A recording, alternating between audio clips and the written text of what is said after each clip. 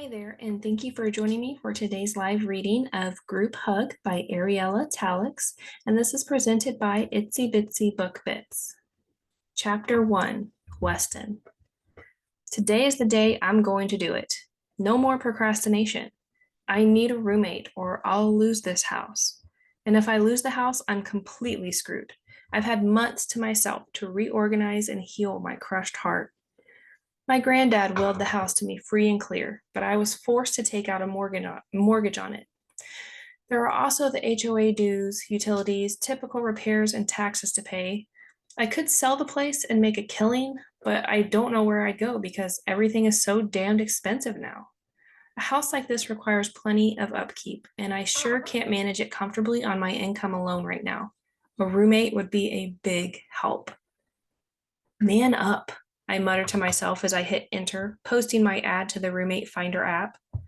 The ad sounded good to my ears, like I'm fun but serious, clean but not obsessive. Wait, this isn't a dating app. What have I done? I should have talked more about square footage, bathrooms, a garage, that kind of thing. Instead, I added must like dogs. Who does that? I want to grab the ad back and delete it. I want to restart. Actually, I just want to be happy again. I pushed that thought to the back of my mind. I can't let myself go down that road again. It's time to shape up and move on. Within minutes of my dithering about redoing the ad, my phone rings and I have an appointment with some dude who wants to come to look at the place today. Honestly, he sounds pretty cool, but who knows? Then a minute later, a woman calls, so she's coming over too. I really just need to share the space with one other person, but maybe two would make it even better. I could save some money and not constantly feel like I'm just breaking even. Anyway, I scheduled them for half an hour apart, so I'll see what I see. If anyone else contacts me, I'll have some decisions to make. No one else calls right away. Is that good? I don't know. Did I screw up the ad? What's normal? 2 calls? 5? I know there are a lot of apartments around here that are for rent, but possibly not so many houses. 15 minutes after the guy is supposed to be here, he knocks on the door. Okay, so punctuality isn't his strong suit. Maybe he needed to get gas on the way, or his grandmother called him and he didn't want to cut her off. I'll keep an open mind. Hey, he says as I open the door. Callum O'Malley. He extends a large hand that I grasp firmly, noting his excellent handshaking skills. My granddad always said you could tell a lot about a man who shakes hands well. Nice to meet you, Callum. I'm Weston Allister. I try to keep my handshake firm without squeezing the daylights out of the guy, but I suddenly have the weirdest feeling of, good grief, I'm attracted to him. Where did that come from? And I don't even want to let go of his hand. Okay, so there were those couple of times I experimented with messing around in college, but I was a little high and I thought I'd outgrown that phase. So I tried to ignore his sexy blonde scruff and thick head of hair. He's wearing a worn leather jacket over a goofy Kiss the Cook t-shirt that makes him positively adorable. Did I just think the word adorable? He has a trim, muscular build, and he's a little taller than me. His eyes are soulful hazel and seems to be penetrating right through me. I clear my throat and ask, did you have any trouble finding the place? I thought you might since you're a little late. He blinks at me like I have an extra head. No, I wasn't aware that there was a tight schedule for dropping by to look at the house. Sorry, must be my understanding. Must be my misunderstanding. Oh, no. It's just that you're not the only candidate. But just then, before I can ask him in, I hear a car door slam and quick little footsteps coming up the front walkway. We both turn to see a petite woman marching with efficient strides up the bricks to the front door. Good Lord. The woman is the most exquisite little creature I've ever seen. Boner alert. What the heck is going on today? Callum steps closer to me and loudly announces the obvious. I was here first. Geez, buddy, desperate much? The woman turns her enormous brown eyes in my direction and flips a lock of wavy auburn hair over her shoulder as she declares, but I'm desperate for a place to live. I guess there's a lot of that going around today. And, she continues, I love dogs. With raised eyebrows, I regard Callum and he immediately claims, so do I. Shaking my head with a chuckle, I tell them, "Come on in. I'll give you the grand tour and we can all get acquainted. Callum, I assume this is Petra Feeney. Petra, I'm Weston, and Callum here also needs a place to live." "I can move right in," she nearly shouts. At the same time, he claims, "I'm a really good cook." This perks up my interest, so I ask, "How did you learn to cook?" "My great grandmother got me interested originally, but then I went to Vincennes University to study culinary arts." Ah, I thought he might be a guy who'd be close with his granny, but culinary school? This could be amazing. Really? My interest peaks even more as I think about having someone around who likes to cook delicious meals. Or any meals at all, if I'm being honest. I'm so hopeless in the kitchen, I have been known to screw up PB&J sandwiches. Friendly warning, they don't taste too good when made with rye bread, and lettuce doesn't fancy them up. I've been sticking to nuking hot dogs and canned soup a lot lately. My dwindling funds haven't encouraged a lot of takeout. Did I mention that I really need a roommate? Bringing me out of my gastronomic reverie, Callum replies, "She did. I just had to be careful with some of the ingredients she tried to use. Nana was known for keeping things around past the expiration date. Part of why I asked her to show me how to cook was so I could investigate her fridge regularly. I'm sure I pissed her off a few times when I threw stuff away." He chuckles fondly, "But we all worried about her when she was left to her own devices too often. She would be proud to have inspired me to study culinary arts, I think. I'd hoped, even though I was just a kid, I could teach her a few things about food safety, but she was pretty set in her ways. Anyway, she's been gone now for several years." Nodding sympathetically, I usher them in and indicate the living room, dining room, and kitchen on the ground floor. It's an open plan with a spacious hearthroom connected to the kitchen. The half bath and laundry room are also off the kitchen. Then I lead them up the stairs. The basement is finished. There's a large screen TV down there, as well as a ping pong table and some other stuff. I tell them, "I'll show you that later." It's a fairly typical 4-bedroom, 3.5 bath with a large sloping backyard that backs up to a shared green space and a picturesque pond. The patio is a covered brick space off the lower level with a hot tub and an outdoor barbecue setup that I love. Living here in Carmel, Indiana, the climate is great for half the year, but winter can be darn cold. That's Carmel, pronounced caramel like the candy, not Carmel like the town in California. Tourists always get it wrong, but that's Indiana. We have more odd names like French Lick and Gnawbone, and weird pronunciations of towns in this state than you can believe. My favorite are Versailles, which is pronounced Versailles, and Russiaville, which is pronounced Ruchaville. Those crazy Hoosiers. After the French settlers who founded the state all died off, I guess the residents didn't know how to say the names of the towns and just made up their own goofy shit. Upstairs, 2 of the bedrooms are furnished with the basics: a double bed, end tables, a chest of drawers, and a small desk. As soon as he sees the first one, Callum exclaims, "This one would be great for me."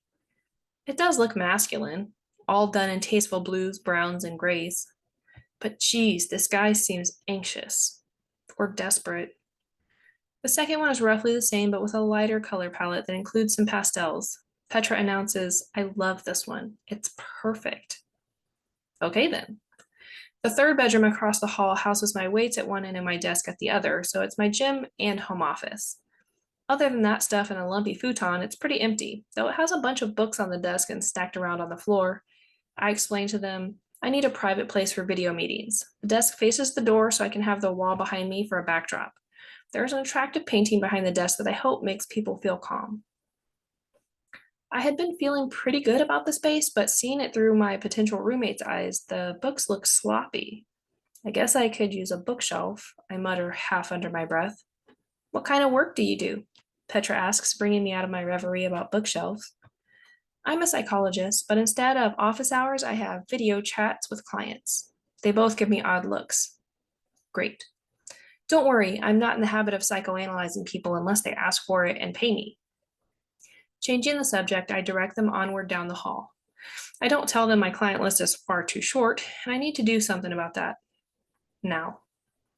"If you guys take these rooms, you'd have to furnish your own linens and share the bathroom across the hall. Is that cool with you?" I eye them and see only eagerness in their faces. They look at each other. Petra smiles and nods. "Fine with me," she assures us. "Okay with me too, as long as you aren't a mess." Callum gives Petra a teasing look. I'm not a messy person, she huffs. I hope you can remember to put the toilet seat down. Great. Are they already on each other's nerves, or was that his weak attempt at flirting?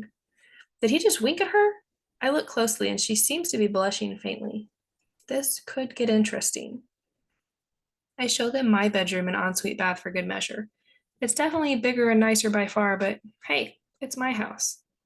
I have room for my large king bed, a spacious sitting area, and a walk in closet. I've always liked this room, especially now that I have my own stuff in it.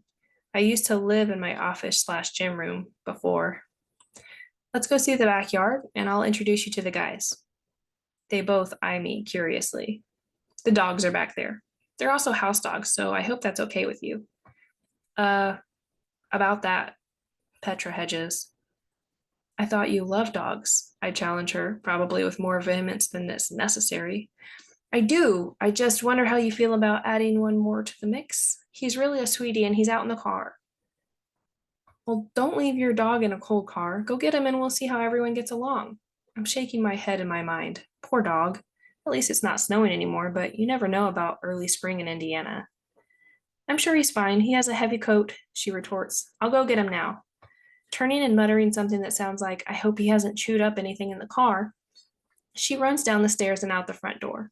I watch Callum as we follow her downstairs, and I don't detect anything but interest in his gaze. I guess he really is okay with dogs and women. Obviously, I need to get my attraction to him under control.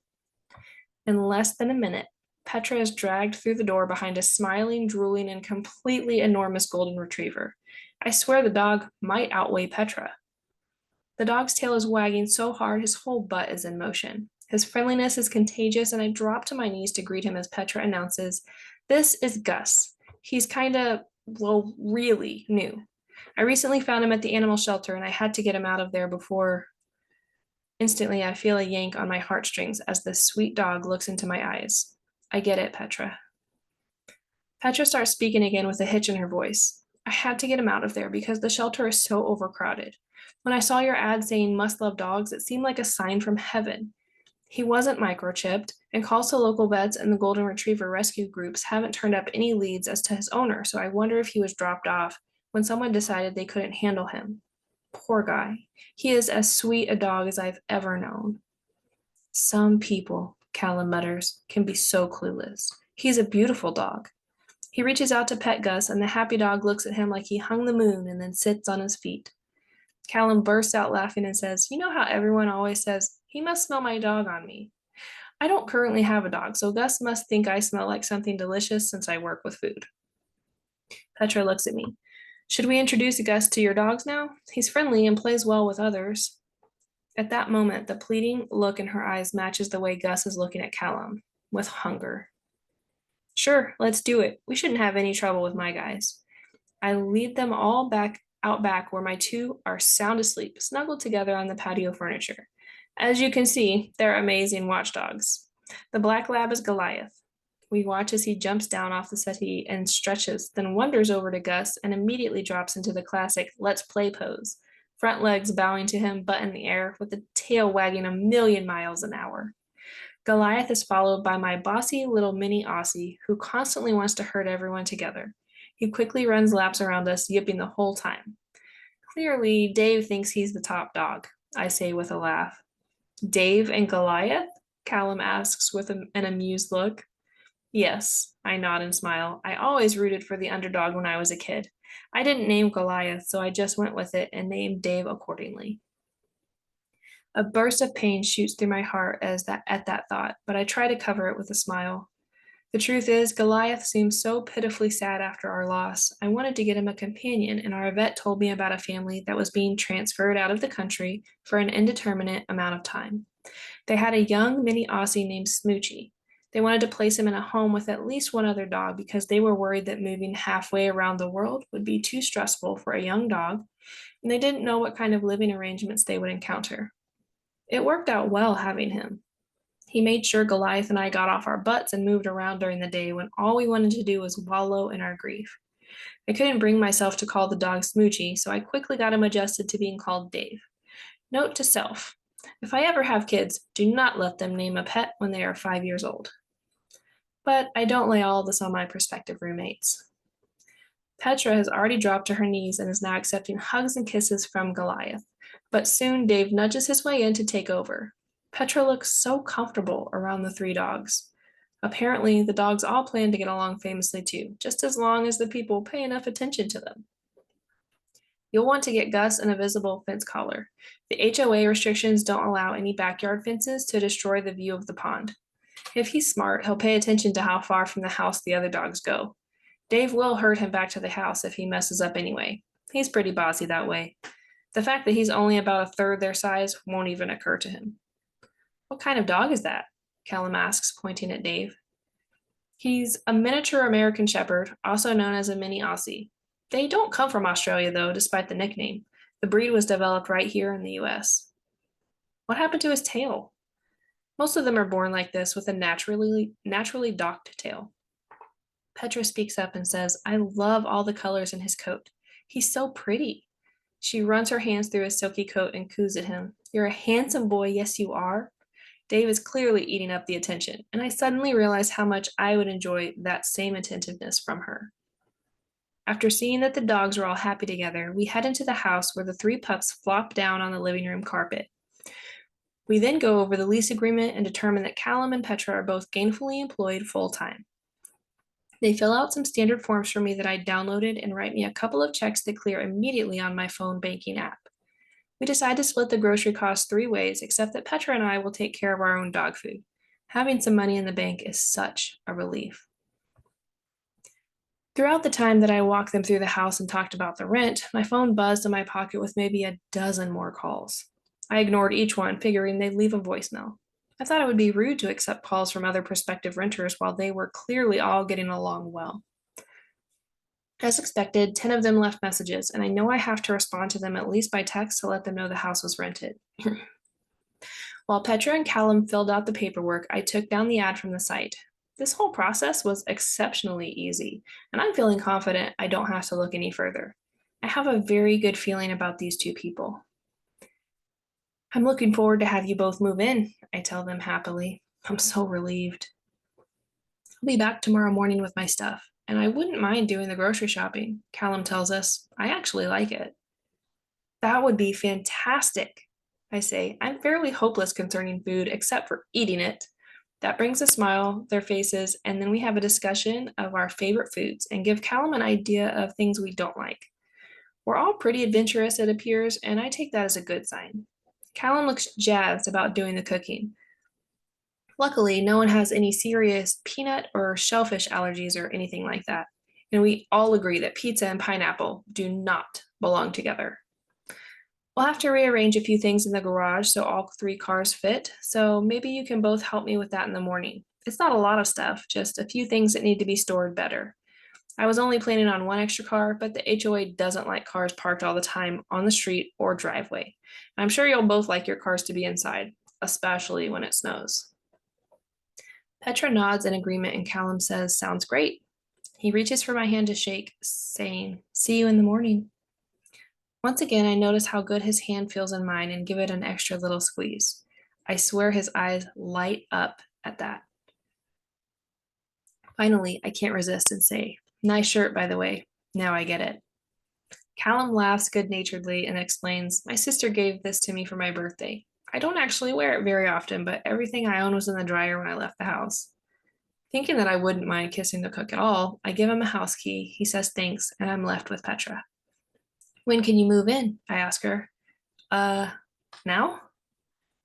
I laugh at her eagerness. Then let's go get your car parked in the garage and bring in your stuff. She looks so relieved. I have to ask, were you on super bad terms with your former roommate or something? Rolling her eyes, she answers, you have no idea. She practically tossed me out this morning and told me she was changing the locks and having professional cleaners come to get rid of the dog hair. It didn't matter to her that I vacuumed every day. Charming. As we stow the final boxes into Petra's new bedroom, she tells me, I'm so glad to be out of my former apartment. Fortunately, I didn't have to live there very long. She hated it when I brought Gus home because he barked a couple of times, and she came unglued about it. I shrug and say, dogs bark. It's a fact of life. If it gets too bad, though, we'll work together to do some corrective training. We'll manage it. I haven't heard a peep out of Gus so far, so he doesn't seem like a big barker to me. So, what kind of work hours do you keep? You said you work from home, right? Yes, I try to keep the hours between 9 and 5, but I'm flexible. Working as a ghostwriter, sometimes I have phone calls at odd hours, but mostly I call the shots. Once in a while, I work late at night if I want to take the day off for some reason. It's a pretty great gig. That's interesting. I'll leave you to unpack now, but I'd love to hear more about that sometime. She smiles and nods, looking at her pile of boxes and suitcases. I turn to leave, but then remember something. Facing her once again, I say, we'll need to get Gus an electric collar as soon as possible and have it set to the fence's code. They're expensive, but unless you trust him to never wander off, having one is essential.